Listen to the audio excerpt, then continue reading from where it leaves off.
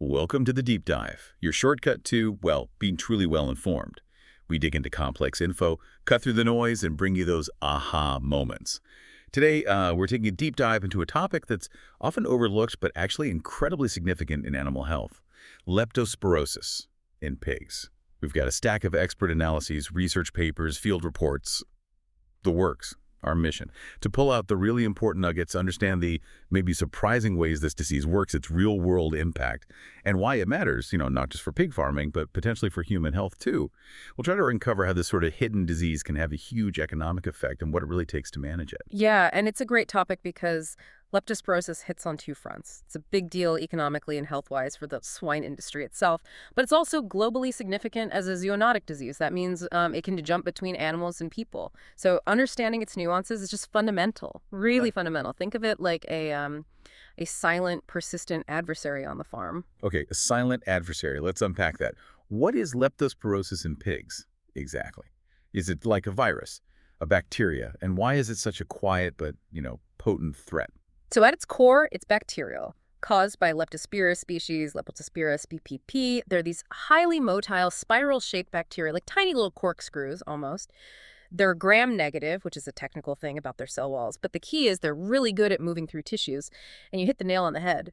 They affect a huge range of animals, domestic and wild, and humans. That's the zoonotic potential right there. Ah, okay. So it's definitely not just a pig problem. Not at all. And in pigs, the common culprits are specific types, or serovars, things like Leptospira interrogans, Serovar pomona, and Bratislava. Those are big ones.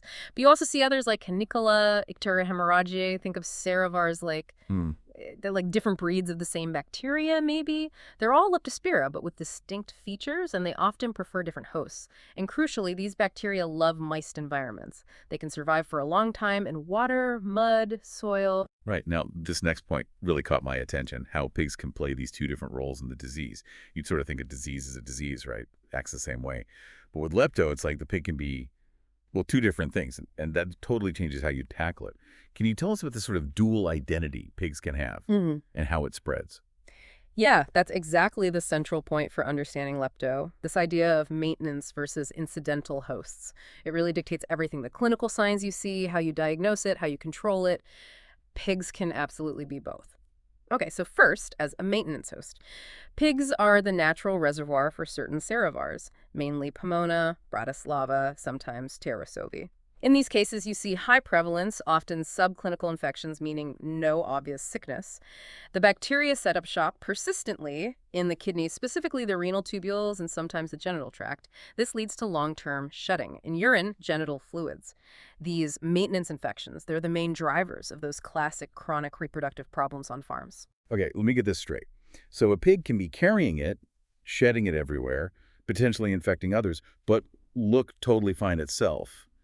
That sounds, like a really hidden threat. It absolutely is. Now, contrast that with pigs as an incidental host. This means the pig is not the natural reservoir for that specific serovar. So, for example, Icteria hemorrhagiae, that's mainly carried by rodents, Canicola by dogs, Grippa typhosa by wildlife, Harjo by cattle. When pigs get infected with these incidental serovars, it's usually less common, but the infections often cause much more severe acute systemic signs: high fever, jaundice, hemoglobinuria, that's red urine, especially in younger pigs. Wow. Okay, so this distinction isn't just some vet term. It's fundamental. It totally flips how you might look at a problem on a farm, right? A seemingly healthy pig could be the real source of chronic issues, while a very sick pig might be more of an accidental victim. That duality seems critical for anyone trying to figure out what's going on. Absolutely detective work. And adding to the complexity, you have carrier animals. These are asymptomatic pigs just shedding bacteria in their urine, a constant source of infection. And the environment plays a massive role. Wallows, muddy areas, poorly drained paddocks, even indoor facilities if you have urine pooling or maybe recycled lagoon water. These create perfect moist conditions for the bacteria to hang around and spread. And it's not just inside the farm gates, is it? You have to think bigger picture. The whole ecosystem comes into play. Wildlife, rodents, a constant threat. Definitely. Rodents, rats, and mice particularly are huge for those incidental serovars like icterihemorrhagiae. They contaminate feed, water. Right? And feral pigs, too, can be reservoirs for serovars like pomona. If they mix with domestic pigs, that's a direct transmission pathway. So it's an outside threat coming in as well as spreading from within. Exactly. So we've talked about how it spreads, the host types, but what does it actually do to the pig? What are the signs? Well, acute leptospirosis, a really sudden, severe illness. It's actually pretty rare in pigs. When you do see it, it's usually those incidental serovars causing high fever, jaundice, that red urine, Yeah. often in young pigs. But what's much more common, and maybe more insidious, is the chronic subclinical stuff, right? Almost always linked to those maintenance serovars, Pomona, Bratislava. And non-pregnant animals often show no signs at all, just carriers. That makes it a real hidden drain on productivity. That's the perfect term for it, a hidden drain. Because the main economic and clinical hit is reproductive failure. You see things like late-term abortions, maybe 2 to 4 weeks before they're due to farrow. Stillbirths are common, weak piglets that don't survive. And infertility issues, too, maybe failure to conceive or irregular returns to estrus because of early embryonic death. So, okay, we're talking about hidden impacts. Right. But what does that actually cost a producer? Is there a way to quantify it? I saw one study, I think it was US-based, that put some stark numbers on it. They estimated a 5,000 sow farm with clinical lepto could wean maybe 30,000 fewer piglets a year compared to a healthy farm. Wow. Yeah, 30,000, that's a massive hen.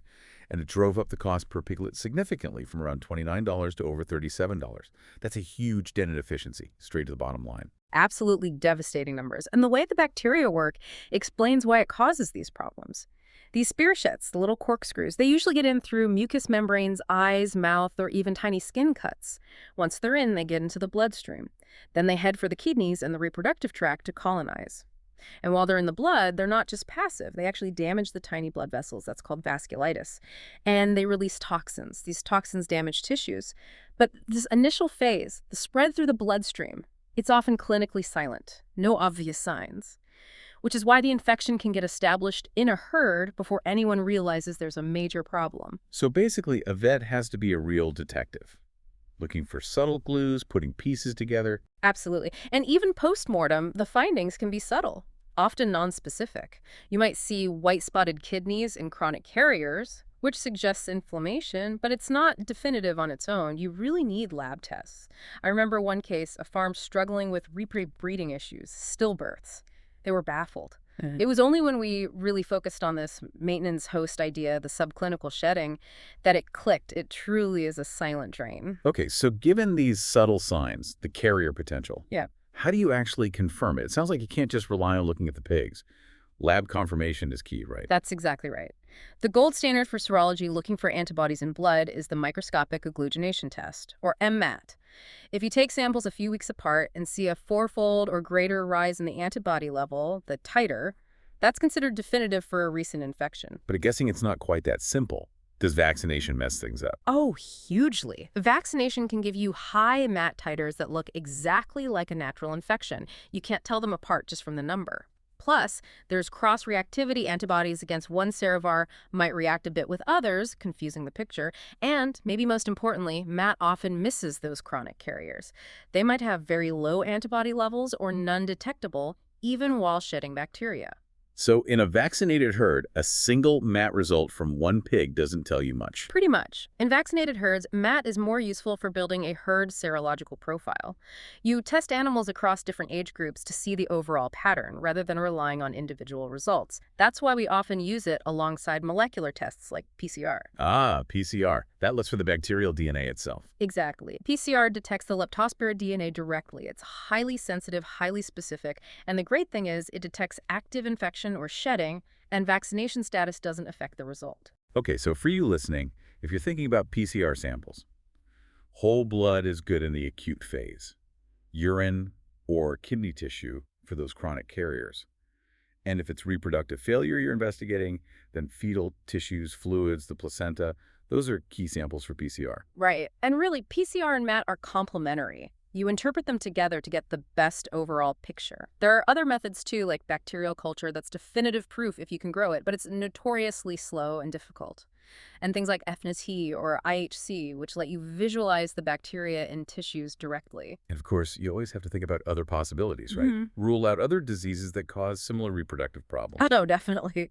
Differential diagnosis is crucial. Things like PRRS, brucellosis, parvovirus, they can all cause abortions or infertility. You have to consider the whole picture. This looks like a complex puzzle to solve. It really can be. Which brings us to control and prevention. It's clear you need a multi-pronged attack. It's not just about grabbing the antibiotics when you see sick pigs. It needs an integrated strategy. Right. And vaccination seems like a cornerstone. You mentioned commercial vaccines, bacterins. They reduce the clinical signs, which is good, but, and this seems important, they might not stop the pigs from getting colonized in the kidneys or becoming carriers. That's a critical point. They help manage the disease, but maybe not always the infection or shedding. And immunity is very serovar specific. So you need multivalent vaccines that cover the serovars actually circulating on that farm or in that region. And the protocol is usually, what, couple of shots for new gilts and then boosters for the breeding herd. Yeah, typically a 2-dose primary course for incoming gilts before they're bred, and then semi-annual boosters for the whole breeding herd is common practice. Okay, what about treatment? Antibiotics. Yes. Antimicrobials like tetracyclines, streptomycin, maybe penicillins have a role. In an acute outbreak, they can help control the clinical signs, reduce the severity. There's also more targeted, aggressive use, sometimes using streptomycin, for example, specifically to try and eliminate that carrier state in breeding animals. Though you always need to be mindful of regulations regarding antibiotic use, which can vary. Makes sense. But underlying all that is the foundation. Good old biosecurity and management, right? Especially managing urine and water. Absolutely fundamental. Things like all-in all-out production flow helps break disease cycles. Housing design matters, slatted floors, for instance. Minimize contact with pooled urine. Protecting water sources is huge. Avoid using untreated surface water if possible. And just strict environmental hygiene, cleaning, disinfection. It all contributes to reducing transmission. You mentioned rodents earlier, too. Sounds like that's not just a nice to have. Oh, it's critical. Not just general best practice, but a core part of lepto control. Remember, rodents are primary reservoirs for key incidental serovars like Icterohemorrhagiae. So a good rodent control program needs sanitation reducing food and shelter, rodent-proofing buildings, sealing entry points, and then population reduction trapping, baiting. It has to be a sustained effort. If you let rodent control slip, you're leaving a major door open for lepto. And finally, we can't forget the human side. The zoonotic risk. This isn't just about pig health. It's about protecting the people working with them. Exactly. Personal protective equipment, PPE, is paramount.